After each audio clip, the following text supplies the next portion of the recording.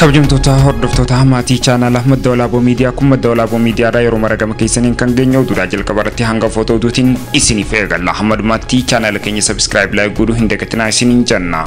Waraanni adda bilisummaa Oromoo ajjechaan tibbana Arsiitti raawwatee qaama mootummaatiin akka raawwatee eeraa kan jiru komiiwwan gama isaatiin qabu waboon raawwatee jechuudhaanis dogongora ta'uudhaas eeraa kan jirudha. Abut Halilii duroonni nurratti raawwachaa jira jechuudhaan mootummoota gamtoomanii fi akkasumas gamtaa Afrikaatiif xaliyaa barreessuu isaanii eeranii kan jiranidha. Himannaan warra adii cunqursuu jedhu Trump Afrikaa kibbaa irratti dhiyeessaa jiru haaluma itti fufeen kan jirudha. Ahmad Al-Shaar USA'n shoorar keessaa jettee nama barbaadaa turte kabajaan White House'tti afeeramuun isaa dhagahamee kan jiru. Kanaaf oduulee ispoortii kanneen garaagaraatis kan harkaa qabnudha. Isin hammadumaatti chaanala keenya subscribe godhaa hammadumaatti akka nu faana turtan gamanumaan isin gaafanna. Waraanni bilisummaa Oromoo waboon mootummaa federaalaa haleellii dhiyeenya kana godina Arsii keessatti raawwatee waraana bilisummaa Oromootti maxxansuun sirrii miti jechuun himata. Rakkoo biyya keessatti gadi fageenyaan mul'achaa jiru bulchiinsi muummicha ministeera Abiy Ahmad waraana bira qaqqabsiisaa jiraachuu akeekkachiisanii kan jiranidha. Gariin hidhate kunis ibsa kaleessa baaseen paartiin badhaadhinaa ejjennoo siyaasaa jechuudhaan waraana hammeessaa jiraachuus eeranii kan jiran. Odeeffannoo sobaa tamsaasuudhaan haleellii bakka bu'uu fi akkasumas haleellii eenyummaa irratti raawwate jechuudhaanis himataa kan jiru. Haaluma wal fakkaatuun bara darbe mootummaan waraana balaa Jimmaa fi Arsii keessatti uumuudhaaf yaale hin milkoofnes jechaa kan jirudha.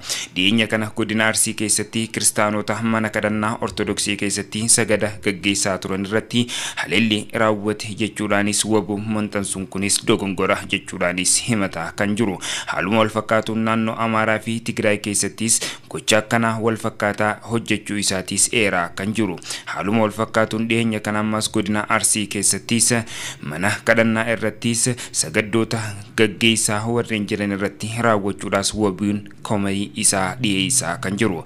Akkasumas naannoo Amaaraa fi Tigraay keessatti gocha wal fakkaataa dalaguudhaan yakka ofiif raawwatee qaama biraatti maxxansaa jiraachuudhaas himaa kan jiranidha. Gareen kunis ministeera muummee tooftaalee balaa to'annoo fi akkasumas qoqqoodinsaaf tolu gowwoomsuu fi jeequudhaaf akka sirna bulchiinsaa meeshaa waraanaa ittiin fayyadamaa jiraachuus hima. Akkasumas hawaasni Oromoo gocha nagahaa dahoo godhachuudhaan qoqqoodinsa saba amantii fayyadamuudhaan tattaaffiiwwan godhaa jiraachuudhaas eeranii kan jiranidha. Akka ibsa waboon baasee eerutti biyyattiin yeroo ammaa kana kufaatii diinagdee, jeequmsa waraanaa fi akkasumas dadhabbii dippiloomaasii mudachaa jiraachuun rakkoolee uumaa jiraachuudhaas kaasanii kan jiranidha. Hawaasni addunyaa tasgabbii dhabuu naannichaa ittisuudhaaf baasii seeraan alaa baasaa jiraachuudhaas uummata qofa osoo hin taane tasgabbii dhabuun naannichaatiis madaalaa jiraachuudhaas akeekkachiisanii kan jiranidha. Gareen kunis mootummaan dhiyeenya kana humna sobaa waboo paartii badhaadhinaa waliin marii dhoksaa jalqabee jiraachuudhaas naannoon hundi dubbachaa jiraachuudhaas eeranii kan jiranidha. Olola tooftaa seera qabeessummaa fi akkasumas deeggarsa uummataa socho'aa jiru mormachaa jiraachuu fi nuti ummata kanaa miti jechuudhaanis eeraa kan jiranidha. Ibsa itti dabaluudhaanis xumura irratti baatii bara 2023 keessatti waraanni naannoo Oromiyaa keessatti humna mootummaa fi akkasumas waboo gidduutti uumame furuudhaaf marii jalqabaa marsaa lammaffaa waliigaltee malee xumuruudhaas kan yaadatamudha. Mootummaan garuu himannaa waraana bilisummaa Oromoo dhiheessuudhaaf hanga ammaatti deebii akka hin kenninis eeraa kan jiranidha. Mana amantaa Ortodoksii Tawaahidoo Itoophiyaa kutaa sabqunnamtii hawaasaa kan beeksisee naannoo Oromiyaa godina Arsii lammiilee nagahaa 25 ol ajjeesuudhaas dhiyeessanii kan jiranidha. Kutaa hariiroo qunnamtii hawaasaa mana amantii kiristaanotaa ibsa onkololeessa 29 bara 2025 baaseen namoonni miidhaa fi akkasumas hordoffii mana amantaa kiristaanaa naannoo sana jiraatan baatii onkololeessaa keessatti yeroo adda addaa akka ajjeefamanis ibsanii kan jiranidha. Odeeffannoon kunis karaa caasaa mana amantaa Ortodoksii Tawaahidoo sadarkaa mana lubaa irraa kaasee hanga naannootti kan qaqqabsiise ta'us hima.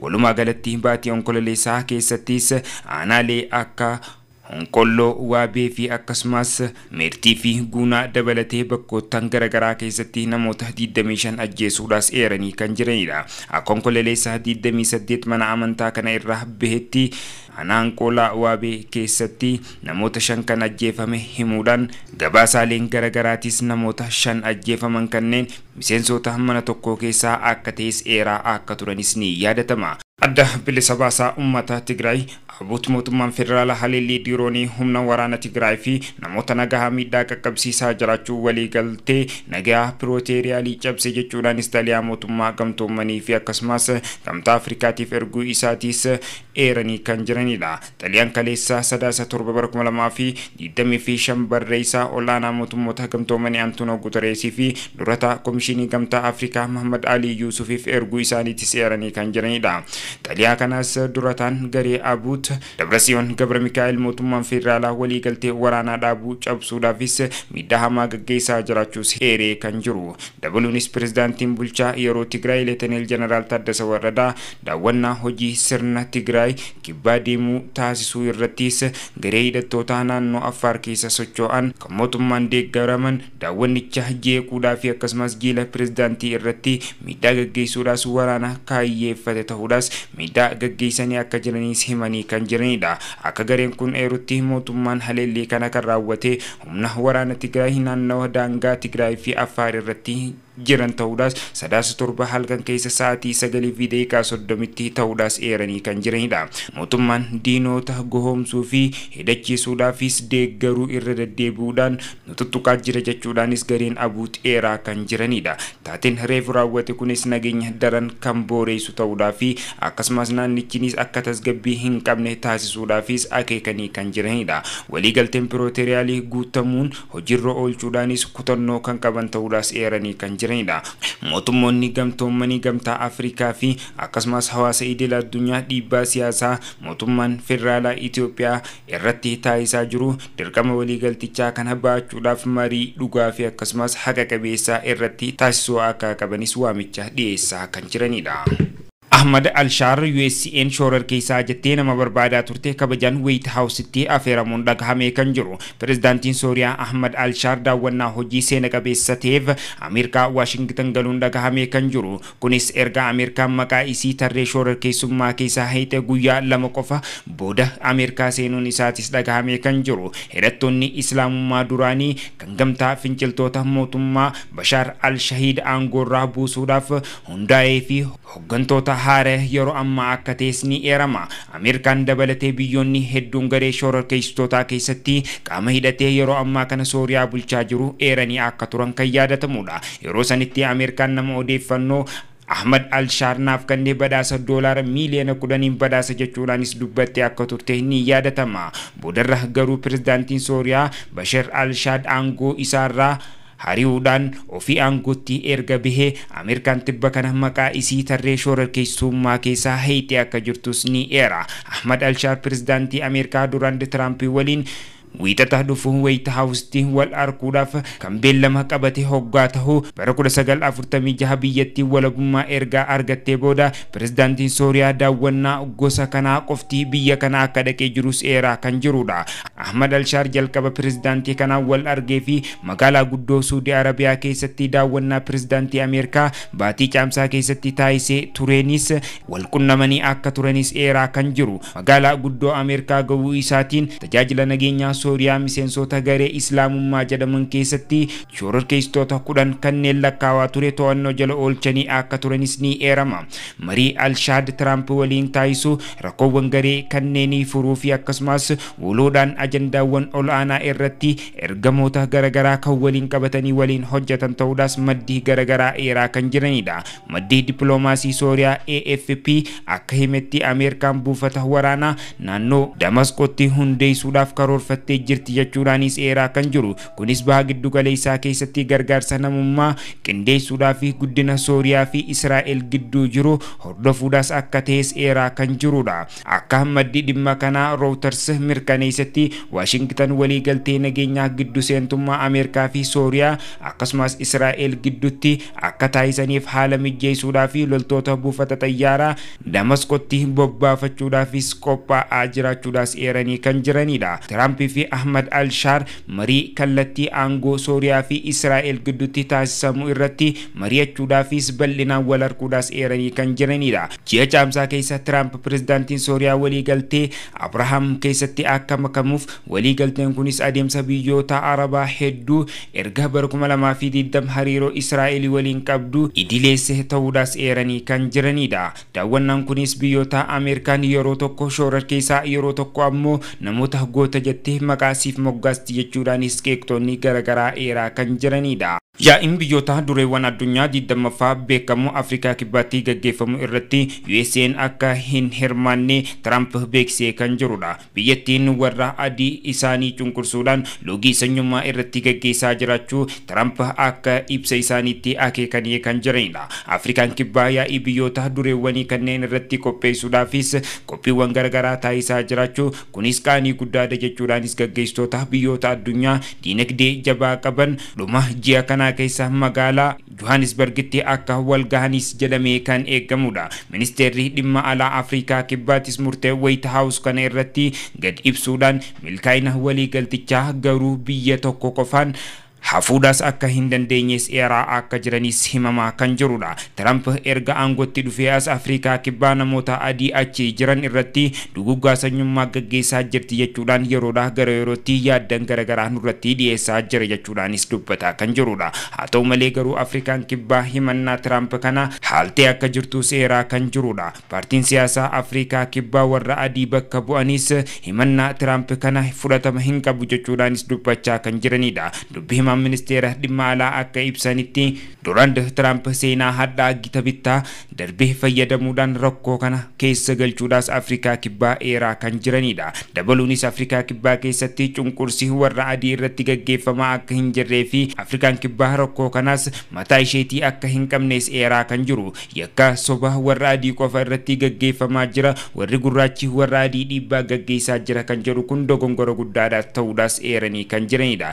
Trump fuula miidiyaa hawaasa isaanii Truth irratti akka jedhee barreessetti walgahiin G20 Afrikaa kibbaa keessatti gaggeeffamu qaanii guddaadha jechuudhaanis eeraa kan jirudha. Warri Afrikaa keessaa jiraatan warri adiin qondaaltota Faransaay Jarman irraa dhufanii iddichaa qubatan achichaa irratti raawwachaa jira jechuudhaanis eeraa kan jiranidha. Sarbamummaan mirgaa namummaa Afrikaa kibbaa keessatti itti fufee kan jiruu fi qondaalli mootummaa USA kunis himata akka banee jiru seeree kan jiru. Waggaa waggaadhaan miseensonni biyyoota dureewwan G7 jedhaman kana keessaa tokko koree qopheessummaa ajendaa walgahichaa kan dhiheessan baramaadhaan bara kana immoo koricha kunis qopheessuudhaaf Afrikaa kibbaa keessatti waliigaltee akka waliigalanis eeraa kan jiranidha. Kan itti aanu ammoo Ameerikatti akka gaggeeffamus eeramaa kan jiru. Haa ta'u garuu himannaan Trump Afrikaa kibbaa irratti dhiyeessaa jiru bara kana USA'n hin hirmaattu jechuunis qaanii guddaadhaas jechaa kan jiranidha. Miseensi dhimma alaa Afrikaa kibbaa akka ibsa warra adii biyyattii keessa jiraatan irratti haleellii addaa xiyyeeffatee gaggeeffamuu akka hin jirres eeraa kan jirudha. Afrikaan kibbaa yeroodhaa gara yerootti dhibbaawwan gaggeessaa jira kan jedhu dogongora ta'uudhaas eeraa kan jiru. Kanaan dura onkolleessa 31 bara 2025tti Trump baqattoota USA ayyama argatan 7,500tti xiqqeessuudhaan lammiilee ardii Afrikaa kibbaa warra adii tahaniif dursaa akka kennus kanaan dura dubbatee kan jirudha. Kunis haala biyyattiin duraan keessa turte deebisuudhaaf tattaaffii guddaarra jiraachuudhaas qeeqxoonni garaagaraatis qeeqaa kan jiranidha.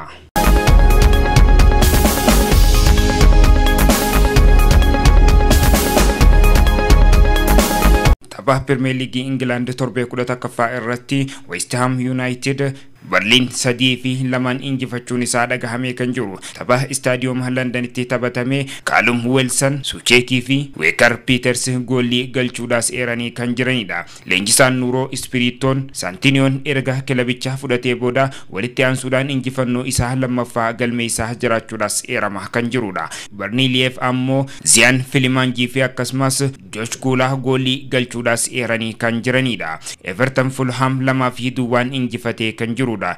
Idris Gana Guyyee fi akkasumas Michael Kerr Evertoniin gooliin galchuudhaas eeranii kan jiranidha. Fulham tapha jahan darbe keessatti shammohamuudhaas eeramee kan jirudha. Gama tapha Arsenal galgala eedaa taphateen Arsenal walitti aansuudhaan injifannoo yeroo shan booda walqixxee bahuun isaatis dhagahamee kan jiru. Tapha Premier League England torbee 10 irratti Arsenal Sunderland waliin walqixxee bahuun isaa dhagahamee kan jiru. Tapha istaadiyoom of Light irratti taphateen Bukayo Saka fi akkasumas Trossard Arsenaliif galchii kan galchan hoggaa ta'u Daniel Beraldi fi Pirobian ammoo Sunderlandiidhaaf goolii kan galchan ta'uudhaas eeramaa kan jiru. Waggoottan torban booda liigichatti kan deebi'e Sunderland bara dorgommichaa dirree isaa irratti otoo hin mo'amin itti fufuu isaatis eeranii kan jiranidha. Bara darbe yeroo lammaffaadhaaf qixxee kan bahe hoggaa ta'u Arsenal qabxii 26 liigicha dursaa jiraachuudhaas eeramaa kan jirudha.